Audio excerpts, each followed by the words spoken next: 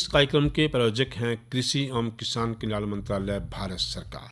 हर जोखिम से निकल कर फसल आए, सुरक्षित हो जाए, फसल बीमा से हर किसान अब आत्मनिर्भर हो जाए। संकट के समय प्रधानमंत्री फसल बीमा योजना किसानों के लिए वरदान है। अब सूखा पड़े या बाढ़ आ जाए, कोई डर नहीं। अब ओले पड़े या कीट पतंगे फसल खा जाएं, कोई फिक्र नहीं, क्योंकि हमने लिया है प्रधानमंत्री फसल बीमा। बुआई से फसल कटाई तक हर जोखिम का दावा, न्यूनतम प्रीमियम पर अधिकतम भुगतान का वादा। योजना से हर साल जुड़ रहे हैं 5 करोड़ से ज्यादा किसान। अब आपकी है बारी। नजदीकी कृषि कार्यालय, सहकारी समिति, बैंक शाखा, अधिकृत बीमा कंपनी या जन सेवा केंद्र में स्वेच्छा से करा सकते हैं पंजीकरण। फसल बीमा पोर्टल या फसल बीमा ऐप द्वारा भी कराया जा सकता है पंजीकरण। प्रधानमंत्री फसल बीमा योजना, आपकी फसलों का संपूर्ण सुरक्षा कवच। कृषि एवं किसान कल्याण मंत्रालय, भारत सरकार। गिरधारी भाई राम राम। विंद्र भाई, आपने भी और कार्यक्रम के सभी सुनने हमारी राम राम। वीरेंद्र भाई जी हाँ गिरधारी भाई, मी का मौसम, बिल्कुल सही कह रहे हैं। और मी के मौसम में या तो आदमी पकोड़े खावे, या पूड़े खावे, या फिर हलवा खावे। एक चीज़ भूल गए आप कि जे स्वास्थ्य थोड़ा सा नरम गरम हो जाए ना, अच्छा, फिर खिचड़ी भी खावे। हाँ वो भी है, लेकिन मी में क्यों खिचड़ी याद कराओ, हलवा याद करा लो। यह बात आपकी लगी, बिल्कुल सही। और हलवा भी जो खाना पड़ जाए नहीं, जो आप खाओ थे वो मूंग की दाल का हलवा आपको संध्या पूरेगा पूरा। बिल्कुल। अच्छा, मूंग की दाल का हलवा खाओगे ज़्यादा मूंग होगी भैया, भी बात आप सही कह रहे हैं, क्योंकि वो जीरी और गेहूं के सिवाय कुछ लाना ही भूल गए किसान भाई मेरे ख्याल में। पर लगा भी लें थोड़ा बहुता, कोई आप बर्गे लगा लें, रड़ी आदि मैं तो ला लेती, मैं तो तभी मैं कह रहा हूँ रड़ी आपने भी रड़ी सी ला रखी थी, कोई ज्यादा नहीं ला बस यूँ चलो घर की मूंग हो जाएगी, बस घर की हो जाएगी।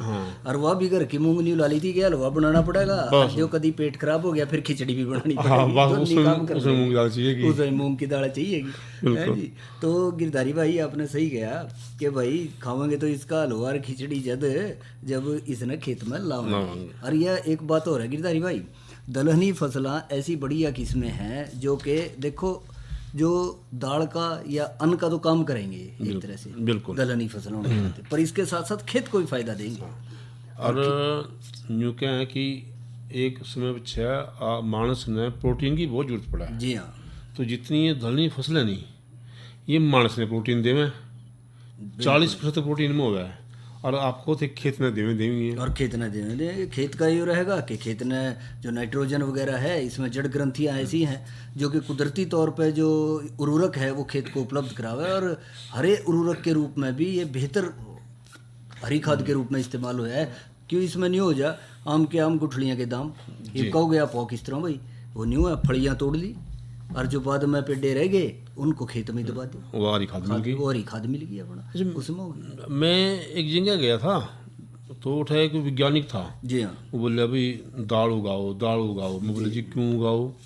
यूँ क्या, एक तो जरूरत इतनी है कि हमने भारत में एक मानस ने 80 ग्राम दाल चाहिए।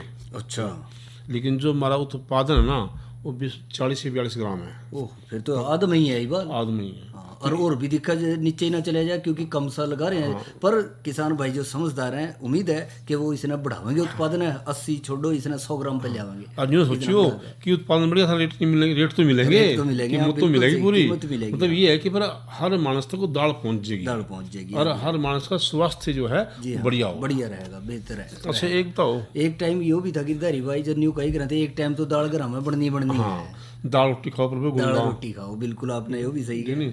अच्छा, एक बताओ आप यूँ बात में लाओगे, कुछ बताओगे कि किस्म कौन सी है?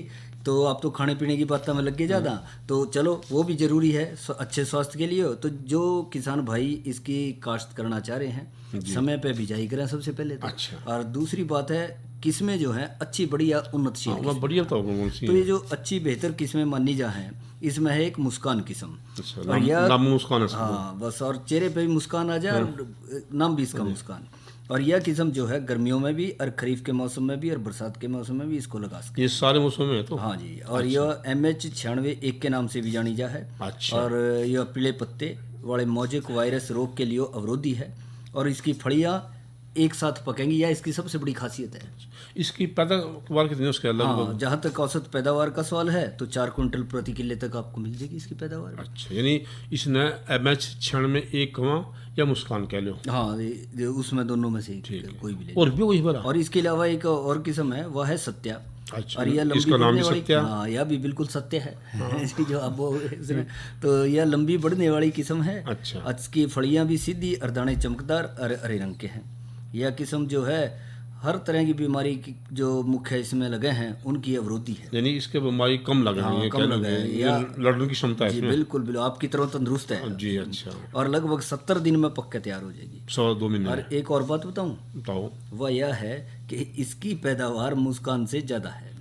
कितनी होगी? इसकी है 6.5 क्विंटल से लेकर 7 क्विंटल ये 7 क्विंटल हम 1 किले में ले सके हैं, जो अच्छी देख रेख लेकिन लेवांगे पता कद जब मेहनत करांगे खाली बीज गिर रोगी ना यूँ नहीं। देखो नड़ाई गुड़ाई का भी ध्यान रखना है, पानी का भी ध्यान रखना है, और इसके साथ साथ बीज उपचार का, खाद का, सबका ध्यान। तो एक तो मुस्कान है कि बस एक वो होगी सत्या, कोई और भी है? नहीं, एक किस्म और है। अच्छा गिरधारी भाई, और वो किस्म है बसंती के बाद सारी से नाम कोई सारी नाम इसलिए ले रहे आप तो आज। बिल्कुल सही कह रहे हैं, पर यह जो है एक लंबी बढ़ने वाली किस्म है। अच्छा। और इसका दाना भी जो बहुत स्वादिष्ट माना गया। अच्छा। आकर्षक है देखने में, ज़्यादा प्रोटीन वाला है। आप प्रोटीन की बात कर रहे थे। हाँ हाँ जी, और इब की बार फिर यह लगा लियो। ये बोलाओगे जो आपने बड़ी आकर्षक कह दी, स्वादिष्ट कह दी। और इसकी 90% फलियां जो है एक साथ पक जाए। अच्छा, एकदम तैयार हो जाएगी। हाँ, एकदम हो जाएगी। तो मतलब सारी तो नहीं, खेत में कहीं कहीं थोड़ी थोड़ी आगे पीछे भी आ जाए। 90% हो गई। और यह लगभग जो है 65 दिन में पक के तैयार हो जाए। देखिए, जो पहले वाली किस्म थी यानी कि सत्या से ये भी बस 5 दिन का फर्क है। 5-7 दिन का चलो फर्क है। हाँ। वो तो काट भी लेगा 5 दिन। जी हाँ, और इसकी औसत पैदावार जो है 6 से 7 क्विंटल प्रति किले या तक भी 7 क्विंटल जो है 1 किले में तो मन दे देगी। जी हाँ। अच्छा, भी बताओ भी सही मौसम की रहेगा, मतलब कौन से महीने में लाना? देखो गिरधारी भाई, दलहनी फसलें ऐसी फसलें हैं जो हम समय के अनुसार जब हमारे खेत खाली हो रहे हैं, अच्छा। तो उस दौरान हम लगा सकें। पर यूँ भी हो जाए जो हम इसको विशेष तौर पे ही लगाना चाह रहे हैं तो समय का तो ध्यान रखना ही पड़ेगा। आपने सही किया। तो आजकल के दिन बहुत बेहतर चल रहे हैं। जुलाई का महीना थोड़ा ज़्यादा पछेत ना करें, मतलब कि 25 जुलाई तक पूरी कर ले लगभग, क्योंकि उसके बाद ज़्यादा बरसात हो जाए। आप बोका खेत में से रात में बरस गया, बरसात का मौसम भी चल रहा है। बरसात का मौसम भी चल रहा है। तो बेहतर तो सबसे बढ़िया तो इसका समय रहे कि जुलाई के पहले पखवाड़े में पूरे कर ले इसको। अच्छा, फिर भी कुछ किसान भाई थोड़ा बहुत आगे पीछे करें तो 25 जुलाई तक इसको पूरा करें। अच्छा वीरेंद्र भाई, जी ये बताओ जे आप इसमें बोएंगे इसका तरीका क्या रहेगा? जब बिजाई का तरीका भी बात करें गिरधारी भाई, आप तो बो आपने मैंने देखा लाइना में बो के रखे हैं आप। मैं तो जानना हूं, लेकिन और लाइन भी मैं आप तो थोड़ी पूरी बोनी नाप पे हैं। बिगड़नी में कुछ और फर्क पड़ता हाँ, हो। या नहीं तरीका तो वही रहेगा गिरधारी भाई। छोटा तरीका क्या, बड़ा तरीका क्या, वैज्ञानिक इसीलिए तो वो करें अपने परीक्षण। जब शुरू में परीक्षण करें तो बड़े स्तर पर। मैंने तो लाइन बोई थी। हाँ, लाइन से लाइन का फासला कितना रखा था? मैंने 30 से 45 सेंटीमीटर रखे। फिर बिल्कुल ठीक कह रहे हैं आप। 30 से 45 सेंटीमीटर फासला रख के जो है इसको। लेकिन एक बात है, मैंने तो पूरा विधि से बिजाई थी। बिल्कुल ठीक है, वो भी पोरा कर लियो, केरा कर लियो, हाँ जी वो भी है। पर कई चिंटा थोड़ा सा बेहतर करो। चिंटे से ना करें तो ये बेहतर है। इसमें लड़ाई गुड़ाई की सुविधा है। चिंटे में नहीं रहेगा, एक पेड्डा कहीं जाम रहा है, एक पेड्डा कहीं जाम रहा है। एक पेड्डा तो मन माने वो 60 सेंटीमीटर पे जाम रहा है, और एक जो है सारा ही जो है वो 5 सेंटीमीटर पे जाम रहा है। तो इसमें समान दूरी रहेगी। अच्छा वीरेंद्र भाई, मैंने जो बोई थी ना, जी हाँ। मैंने तो ये हिसाब लाया था भी 1 किलो में 7 किलो बीज बहुत होगा। आप बताओ भी सही बीज कितना? गिरधारी भाई थोड़ी सी कंजूसी कर गए यहाँ सी। अच्छा। तो है औसत तौर पर कर लो ठीक। वैसे तो वैज्ञानिक तरीके से देखें तो 6 से 8 किलोग्राम प्रति किले के हिसाब से निर्भर करे। अच्छा। बीज देश के पर निर्भर करे खेत की उपजाऊ शक्ति के ऊपर। मेरा जो खेत जानदार है अच्छा। फिर तो चलो साथ में चल जाए काम। और जो थोड़ा सा नहीं देखी था, कितनी बिगड़ी? हाँ नहीं, बढ़िया जाम रही थी, बिल्कुल ठीक थी, है अच्छी चल रही। तो मतलब 8 किलो तक कर सकें? 8 किलो तक कर सकें। अच्छा। पर इससे ज्यादा करोगे फिर गिनकी हो जाएगी। अच्छा। और कम करोगे फिर पौधों की संख्या कम हो जाएगी, पैदावार कम हो जाएगी। बस मेरे पे एक कमी रहेगी। क्या बोला? मैं बीज का उपचार नहीं कर हाँ, पाया। बस तो यही तो है थोड़ा सा। फिर अब आपने थोड़ा हो सके कई बार आगे चल के इसमें जिस तरह पीला मोजेक रोग है, पत्तों के धब्बों का रोग है, डर बैठा दिल में। हाँ, कोई नहीं देखेंगे उस तो किस तरह करना चाहिए बीज उपचार? बीज उपचार जरूर करो। उसमें एक पैकेट या शीशिया वगैरह जो भी हमका जिसको कि जीवाणु खाद कहते हैं, इससे बीज उपचार कर लो। अच्छा। और ये जो है इसके उपचार के लिए 50 ग्राम गुड़ को 200 मिलीलीटर पानी में घोल लो। गुड़ तो भी नहीं बोलते, गली गुड़ गले रखा। बिल्कुल। अच्छा, गिरधारी भाई खेत में तो दोनों ही चला, भी देख लियो, उपचार में भी काम आ गया फसल हमारे, खाने में भी काम आ गया। अच्छा, 50 ग्राम गुड़ और 200 लीटर पानी में घोल लो। अच्छा, और 1 किले के बीज को अच्छे से छाया में पक्के फर्श पे फैला के जो है गुड़ को अच्छी तरह से बीज में मिला दो। अच्छा, और गुड़ इसलिए इस्तेमाल कर रहे हैं गिरधारी भाई कि यो जो है एक स्टिकर यानी चिपक का काम करेगा, जिससे कि वो जो जीवाणु खाद है वो सारा जो है एक एक बीज पे चिपक लग जाए उसकी। अच्छा, और इसके बाद जब फैला दिया तो राइजोबियम के पैकेट को खोल कर गुड़ लगे बीजों पर डाल दें, हाथ से सारे में मिला दें अच्छे तरह से। और जब ये सूख जा, कल्चर लग गया, इसने कल्चर कहते हैं, जब कल्चर लग गया बीज जो है छाया में सूख गया, उसके बाद अगले दिन बिजाई कर ले उसका। चलो ये उपचार तो हो गया। हाँ, खाद में मैं कोई कुंजूसी नहीं बढ़ती, देख देता हूँ। नहीं, खाद तो मैंने बताऊँ जो लगभग जो है 8 किलोग्राम में शुद्ध नाइट्रोजन गिर दी थी, ठीक 16 किलोग्राम शुद्ध फास्फोरस। जी हाँ, ये तो मैंने गिर ली थी। बिल्कुल ठीक था गिरधारी भाई, मात्रा सही रही है आपकी। अरे यूरिया का भी कुछ हिसाब किताब रखा भाई यूँ कह लो 12 से 15 किलो था, मैंने तो 14 किलो यूरिया ले लिया। मतलब इतना था डॉक्टर ने, जो वैज्ञानिक है, 12-15 के बीच में ले लियो। वैसे तो गिरधारी भाई ये दलहनी फसलें हैं जी, जैसा आप भी जानो, तो इनमें खाद हम कम ही रखें, थोड़ा कुदरती तौर पे ये अपनी ज़रूरत को पूरा कर लें। और जो क्या बोल रहे हैं, को कमी जो वो गोबर की गड़ी सड़ी खाद पहला दे घेर देंगे तो उस जैसी बात ही नहीं थी, शायद वह भी घेरी होगी, 1-2 रेडी आपने। मैं तो घर में खेत में गिरता हाँ, रहूँ, बस लेकिन वो ध्यान रखो जो आपने तकलीफ नहीं कि ऊँची गली छड़ी तैयार। हाँ तैयार, नहीं कच्ची ना हो, डिमक आ जाएगा। वाह, तो बात मैंने अपनी गांठ बांध रखी है। हाँ वही तभी तो फसल का रंग बिल्कुल हरा दिखा है काड़ा एक तरफ से। और तो सिंगल सुपर फास्फेट की बात है, जी हाँ, किलो के हिसाब से 100 किलो की बात हुई थी, किलो के हिसाब से मेरे जो बात हाँ हुई ठीक रहा बिल्कुल गिरधारी भाई। बोले भी अब मैंने यो शक है गिरधारी भाई, आपने पता नहीं जिंक सल्फेट डाल लिया कि नहीं जिंक। वो तो यूँ कहते हैं जब भी जिंक की कमी हो तो गेरियो 10 किलो करो। अच्छा, तो आपने कभी खेत की जांच कराई थी? हाँ, मैंने जांच कराई थी सारे, मैंने तो सारे उर्वरक चेक कराए तो उसमें थे। ठीक था? हाँ, उसमें जिंक तभी नहीं डालिया, ठीक करे आपने, नहीं था तो जरूरत थी तो पा देनी। लेकिन डॉक्टर ने बताया क्या था, जितना कमी दिखा जिंक की तो 10 किलोग्राम जिंक सल्फेट दे दी जरूर किले के साथ। किले के साथ ठीक करे बिल्कुल, और जब नहीं है तो रहने दो फिर उसने। अच्छा एक बात आ जाए गिरधारी भाई, यो तो आपने सब कुछ कर लिया जी, अब जो है उसमें आप जानो फसल चल रही है बिल्कुल। अरे तो वो बरसात भी लग गई हो काफी दिनों में, बिल्कुल। तो उसमें मौसमी खरपतवार भी तो साथ साथ बढ़वार करेंगे। मैंने वो सारी बात तो आप तक सीखी थी, आप बता दे भाई, आपने मेरे तरीके बताया था। गिरधारी भाई सही कह रहे हो, उसमें लड़ाई गड़ाई जरूरी है। और जो कि शायद एक तो आपने कर ली होगी, क्यों मैं गया नहीं आपकी तरफ उधर, हाँ, काफी दिन हुए। और जो कसर रह रही है तो 20-25 दिन के बाद एक और काट दियो हाथ उसमें। अच्छा। और इसके साथ साथ लड़ाई गुड़ाई हाथ से कर लें तो उस जैसी बात नहीं, क्यों इसमें चौड़ी पत्ती वाले जो खरपतवार हो जाए हैं, या फिर इसके साथ साथ जो और संकरी पत्ती वाले भी मोथा माथा वगैरह हो जाए, नडू हो जाए, ये इस तरह के बढ़ जाए, इनको निकालते रहो। दवाई भी गिर सके। हाँ दवाई भी गिर सके। और उसके लिए पेंडीमेथालिन 30 सीसी जो शाकनाशक है उसको 1.25 किलोग्राम जो है क्रियाशील मात्रा में 250 लीटर पानी में घोल के और बिजाई के तुरंत बाद भी जो है इसका छिड़काव कर सकें, जिससे कि खरपतवार उसमें ना जमे। अच्छा, यो कर लें। और इसके अलावा भाई ने मुंह खाओगे गाना भी सुनाओगे? बस गिरधारी भाई गाना भी जरूर सुनावांगे, पर चलते चलते इसमें एक बात और ध्यान रख लेना कि थोड़े से कई बार समय के अनुसार कुछ कीट पतंगे लग जाएं। अच्छा। जैसे कि या जब बाड़ू वाली सुंडी हो जा, पत्ती छेदक आ जा, फड़ी छेदक आ जा, अरातिल्ला आ जा, सफेद मक्खी का प्रकोप बहुत हो जा, तो इनकी रोकथाम के लिए जो आ जाए आपका कि 250 मिलीलीटर या तो मोनोक्रोटोफास या 200 मिलीलीटर डाइक्लोरोवास या फिर क्विनलफास 500 मिलीलीटर, कोई सी भी एक ले लो। और 250 लीटर पानी में घोल मिला के इसका छिड़काव कर दो तो इनकी रोकथाम हो जाएगी प्रति किले के हिसाब से। तो यूँ तो आपने कीड़े रोक दिए, बढ़िया मूंग खुआ दी, जो मूंग का हलवा खावे से गाने गला तो कितना मजा आएगा। जैसी तो बात ही नहीं गिरधारी भाई, फिर देर किस बात की।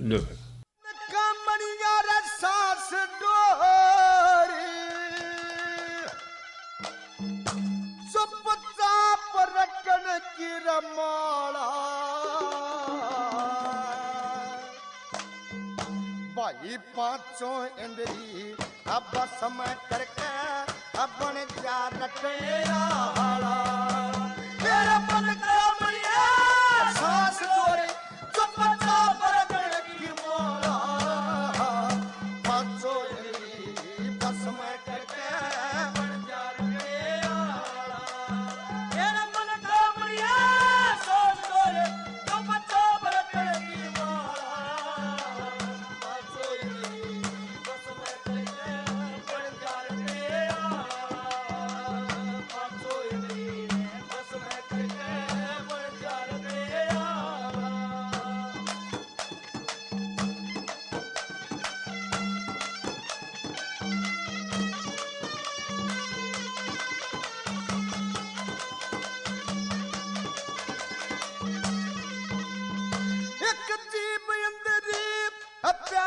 हो से जीव मेरी प्यारी हो से मीठर बोलन सीखो काने अंधेरी शब्द सुनन बुद्धि ते तोलन सीखो भाई नैन अंधेरी रे धर्म जंग पे घूमन डोलन सीखो एक गुप्त अंधेरी पर नारी पे मत ना खोलन सीखो एक गुप्त अंधेरी पर नारी पे मत ना खोलन सीखो इस मन पापी ने बस में कर ले रे मन पापी ने बस में कर ले अरे और लगा दे ताला 500 अंधेरी बस में करके बन जा रखे आला मेरा मन का मरिया सोच कर तो पता बरकड़ की माला 500 अंधेरी बस में करके बन जा रखे आला 500 अंधेरी बस में करके बन जा रखे आला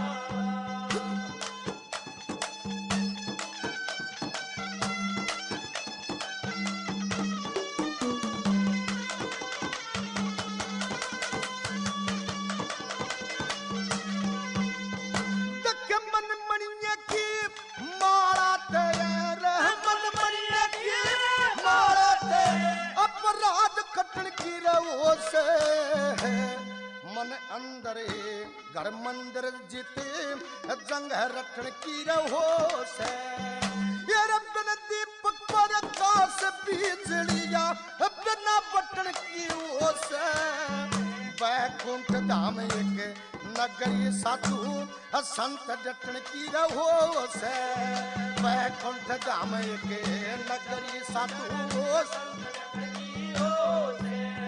तू उनके चरण मेरा शीश राख रहेंगे उनके चरण में शीश राखता दया धर्म की धर्मशाला 500 अंधेरी बस में करके बन जा रखे आला मेरा मन का बढ़िया सोच कर तो पता बरकड़ की माला 500 अंधेरी बस में करके बन जा रखे आला 500 अंधेरी बस में करके बन जा रखे आला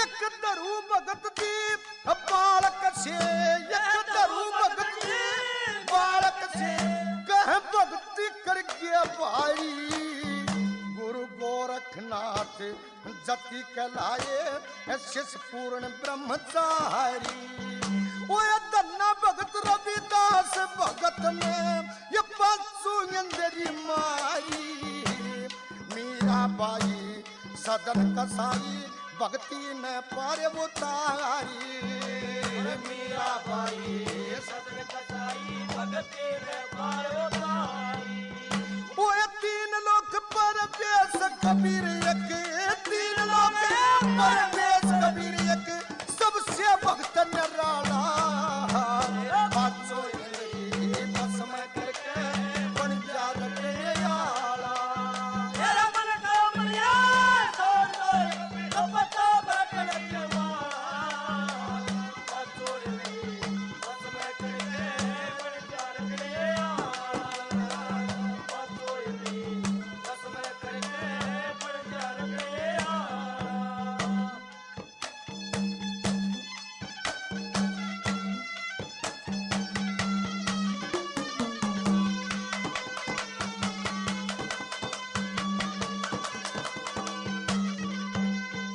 देखे भगमा कपड़े अरे भगमा कपड़े बस मर माले एक तारा सा लेके बेरा नानो कित चलेगा जग का सहारा लेके इन भक्ता का नाम मिटन लगे का फिर आरा लेके भजन करा जिन भगवान का सच्चा सहारा लेके बदन करा दिन भगवान का सच्चा सहारा लेके इस मेर संग नबी अंश बना जो मेर संग अंश बना जो ऐसा यो का काला पाँचों समय करके बन जा रे हाड़ा ये बना मिया सोच गोरे कपतो बरतन के मारा पाँचों समय करके बन जा रे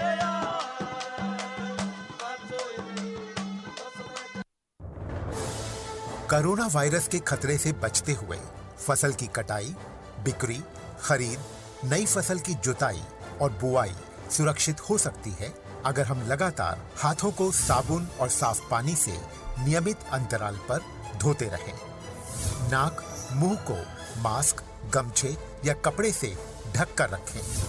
आंख, कान, नाक, मुंह न छुएं। आपस में 2 गज की दूरी बनाए रखें। मास्क और 2 गज की दूरी के मंत्र को अभी हमें छोड़ना नहीं है। फसलों की बुवाई एवं कटाई करते समय आपस में कम से कम 2 गज की दूरी बनाए रखें। फसल की कटाई करने के बाद छोटे छोटे ढेरों में इकट्ठा करें। कृषि के औजारों की समय समय पर सफाई करें। एक दूसरे के साथ औजारों की अदला बदली न करें। श्रमिकों के शौचालयों और हाथ धोने की जगह की ठीक से सफाई जरूरी है। बुआई, कटाई एवं मड़ाई के दौरान इस बात का ध्यान रखें कि इन स्थानों के आसपास कोई थूके नहीं। कंबाइन, हार्वेस्टर, थ्रेशर, जुताई और बुआई की मशीनों को इस्तेमाल से पहले साफ करें। मशीनों के इस्तेमाल से पहले और इस्तेमाल के बाद हाथ साबुन से साफ करें। वाहनों, बोरियों, थैलियों और पैकिंग के दूसरे सामान की साफ सफाई पर भी खास ध्यान दें। खरीद केंद्र पर आने से पहले किसानों एवं श्रमिकों की जांच। खरीद केंद्रों पर भीड़ न लगाएं एवं किसानों को बारी बारी से बुलाएं। गोदामों पर खरीदी हुई फसल को लेने में शीघ्रता करें ताकि किसानों एवं श्रमिकों को रुकना ना पड़े। कोरोना के खतरे से बचाव और अधिक जानकारी के लिए आरोग्य सेतु ऐप डाउनलोड करें। देश में खाद्य सुरक्षा के ये सिपाही भोजन की निरंतर उपलब्धता को सुनिश्चित करते हैं।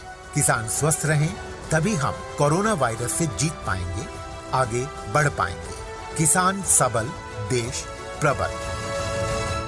वीरेंद्र भाई जी हाँ गिरधारी भाई, रागनी भी आपने सुनी, ये संदेश भी आपने सुना, बिल्कुल। लेकिन यूँ तो इस किस मौसम में सुने और किस मौसम में सुनोगे? तो मौसम का जहाँ तक सवाल है, आप जाना है बरसात का मौसम चल रहा है। बिल्कुल। तो उससे थोड़ा सा जब पिछले दिनों से बरसात होने लगी तो तापमान में भी कुछ गिरावट आई। तो आज का अधिकतम तापमान रहा 37 डिग्री सेल्सियस, न्यूनतम रहा 27 डिग्री सेल्सियस और हवा की गति रही 9.6 किलोमीटर प्रति घंटे की रफ्तार से हवाएं चली। अच्छा। और कल का तापमान भी जो है लगभग 37 डिग्री सेल्सियस अधिकतम और न्यूनतम 26 डिग्री रहने की संभावना है। अच्छा। और एक बात कहोगे आप कल के कृषि कार्य, हाँ, तो कल की बात करें, कल की बात करें तो कल चर्चा का विषय रहेगा वृक्षारोपण में मुख्य सावधानियां, और दूसरा चर्चा का विषय रहेगा पशुधन बीमा योजना के ऊपर। और अब आज की बात कर लें, और आज की नसीहत के तहत आज चर्चा का विषय है, वो भी अच्छा विषय है, और वो है खरीफ की फसलों में उर्वरकों का सुरक्षित उपयोग और महत्व। अब गिरधारी भाई जी, आप बात कर रहे थे कि भाई मूंग की खेती जी आपने लगाई और मिट्टी की भी जांच कराई। बिल्कुल। तो फिर क्या कुछ है हिसाब किताब, किस तरह से सुरक्षित उपयोग करना है अपना तो सारा पता है, और किस आधार पर कराया, तो यहाँ से जो आप देखेंगे तो उसी आधार पर जो है किसान भाइयों ने भी कुछ थोड़ी सी सलाह मिल जाएगी। वीरेंद्र भाई जी हाँ, जो आप करें नहीं ऐसे देता हूँ, आप तो सबसे पहले माटी की जांच कराओ। मिट्टी की जांच कराई, ठीक। उससे हिसाब आ जाए भी इसमें कितनी उर्वरक की जरूरत है, कितनी की नहीं, कौन सी की जरूरत है। ठीक, तो भाई इतनी कहूँगा अभी पहले तो माटी की जांच करा लो, जरूर। ठीक है ना। फिर माटी का जो पीएच मान आएगा ना, जो आएगी देखिए आप कह दिए अंग्रेजी पढ़ने के क्लासिफिकेशन जो भी आए हैं, जो वैज्ञानिक क्लासिफिकेशन जो भी है, तो उसके आधार पे आपने उर्वरक का चयन करना है। ये नहीं कि भाई जो देखा वही पा दिया अपना। भाई किसी ने कहते गिर दे नाइट्रोजन, गिर दे फलाना ना, जिस तरह आपने जिंक नहीं पाया मूंग में, क्यों कि भाई उसमें जरूरत ही नहीं थी जो रिपोर्ट आई। दूसरा जो उर्वरक है वो भूमि की सतह पर छिड़काव करने तय कोई जो है प्रोत्साहित नहीं करना चाहिए कभी भी। जो है बीज से 3 से 4 सेंटीमीटर की दूरी पर नीचे रख कर उसका छिड़काव करना चाहिए। एकदम आप सोचा भी धरती में गिर देंगे, इससे थोड़ा खरपतवारों पर असर कम रहेगा और जो हमारे जगह है उसको ज़्यादा मिलेगा बीज। और जो बाहरी ज़मीन में जो नाइट्रोजन की बात है तो 2 भागों में जी हाँ, आधी आधी करके आप देश को, एक तो बिजाई के समय और एक जब खड़ी हो, खड़ी हो तो 30 दिन पीछे, ये भी आप कर सको आप। जी हाँ, ठीक है ना। अच्छा यो भी है कोई अड़की मिट्टी या भारी मिट्टी, बिल्कुल बिल्कुल कुछ देखा। हाँ बिल्कुल, जो अड़की मिट्टी है ना उसमें नाइट्रोजन जो है वो समानतः 3 बराबर भाग में बांटनी जो अड़की माटी आप। अच्छा, और जो भारी माटी है उसमें 2 की बात कर रहे हैं पहले ही कि 2 में दे दो। जी हाँ, ये ध्यान रखना, मतलब कि जो अड़की है उसमें 3 भाग में बांट लियो, 30 दिन पीछे है, अच्छा, फिर 50 दिन पीछे। यो भी बात लगी, चलो ठीक करे आपने। अच्छा एक ये भी बता दो कि भी क्या सिंचाई से पहले देवें बाद में देवें। हाँ, या पता है कि जो बारी और 2 मुठ जमीन हो तो नाइट्रोजन आपने जो है वो पानी देने तक पहले देनी पड़ेगी। ठीक, जो रेतली जमीन हो और अड़की हो वो पानी माने पीछे देना पड़ेगा, अच्छा देना पड़ा। इस ध्यान रखना। तो इनको लेकर चलेंगे, इसका यही महत्वपूर्ण महत्व रहेगा कि भाई किस तरह से पौधे बढ़वार कर रहे हैं, बिल्कुल खर्चा बच रहा है, फालतू समय नहीं लग रहा है, और उसके आधार पे जो बस एक ध्यान रखियो, जैविक और हरी खाद जो है कम से कम 3 साल में एक बार अपने खेत में जरूर दे दें, जिसकी उसकी कुदरती तासीर बनी रहे खेत के अंदर। बिल्कुल। यह बात से। इस कार्यक्रम के प्रायोजक हैं कृषि एवं किसान कल्याण मंत्रालय, भारत सरकार। अरे अरे अरे क्या कर रहा है? इधर इधर इधर हम बोल रहे हैं तेरे बीजू का। बोल रहे? पक्षियों से तो हम खेत को बचा लेते हैं, पर इन घातक रसायनों से कैसे बचाएं? मतलब? देख बेटा, तू जो ये अंधाधुंध रसायन मिलाता है ना, मिट्टी की सेहत बिगड़ने लगी है, और जब माटी ही कमजोर पड़ जाएगी तो उपज कैसे सेहतमंद होगी? अरे पहले ऐसा नहीं था, पूछना अपने बड़े बुजुर्गों से, कैसे फसल लहलहाती थी, शुद्धता झलकती थी। हाँ, माटी भी तंदुरुस्त और लोग भी। अरे पहली वाली बात कहाँ? पर अब तो सब यही डाले हैं। सब नहीं, आज भी लाखों जागरूक किसान परंपरागत विधि से फसल उगा रहे हैं, खर्चा कम और उपज की कीमत भी बेहतर पा रहे हैं। सच है? रे बेटे, एक्सपीरियंस से बता रहे हैं, धूप में बाल सफेद नहीं किए हैं। हाँ। ठीक है भाई, मैं भी आज से जैविक खेती शुरू करूंगा। माटी से प्रेम की परंपरा है, परंपरागत खेती। वीरेंद्र भाई जी आगे, तो इसके गल है आज का जो किसान वाणी कार्यक्रम है इसने विराम दे। जी हाँ, ठीक है ना, क्योंकि समय की पालना करना बहुत जरूरी है। बिल्कुल सही कह रहे हो गिरधारी भाई। तो इसके गल आज का किसान वाणी कार्यक्रम समाप्त हुआ। कार्यक्रम के सभी सुनने गिरधारी और वीरेंद्र भाई की राम राम।